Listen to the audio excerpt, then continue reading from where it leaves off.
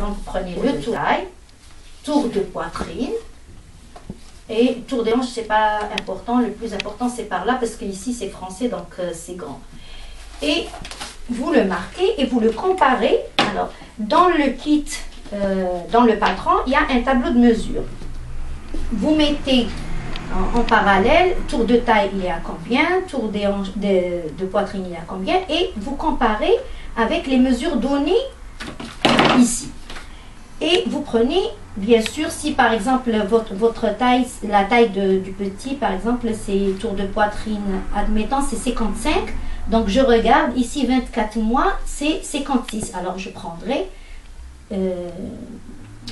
la taille 2 ans. Donc je compare, c'est bon, ça correspond. Donc, et du coup, je reviens au patron fourni. Alors le patron fourni, il y a les 3 tailles. Alors il propose la taille 18 mois, 2 ans et 3 ans. Donc moi c'est 2 ans, donc je vais relever là le patron, les pièces du patron qui sont en pointillés, les traits les plus grands là. Parce que ça correspond à 2 ans, ça correspond à 18 mois et ça c'est 3 ans. Et je regarde bien sur ma planche. Donc la planche, bien sûr, c'est écrit le titre, donc c'est le vêtement, ici c'est la robe féminine.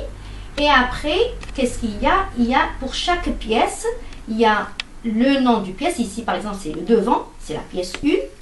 Et on nous dit il est coupé une fois, donc une fois dans le pli. Donc ici, ça veut dire quoi? Ça veut dire qu'une seule fois, mais dans le pli, c'est-à-dire on plie le tissu et on le met à ras-bord et une fois on coupe, on l'ouvre, on a le devant complet. Après ici, il y a une petite manche, c'est numéro 3, 3 manches coupées 2 fois. Donc on coupe 2 fois la manche.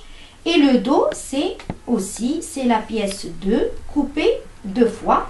Et surtout, il ne faut pas qu'on oublie l'écran, parce qu'après, ça nous aide à l'assemblage. Donc, qu'est-ce que je fais? Je prends un papier transparent, soit papier de soie, soit même moi, là, j'utilise du papier sulfurisé. L'important, c'est quand on arrive à voir par transparence et je l'aplatis bien comme ça et je relève, je trace mon patron, là, les pièces une à une et je n'oublie pas de marquer que c'est la pièce 1 coupée 2 fois. Donc, je mets fois, par exemple ici le devant, fois 1. Et là, une fois on a toutes les pièces, là, qu'est-ce que je fais? Je prends les ciseaux et je découpe les pièces du patron. Donc, je lis bien ici. Alors, les pièces qu'il y a. Donc là, on a le devant, le dos, les manches. Et pour le bas de la jupe, c'est un rectangle.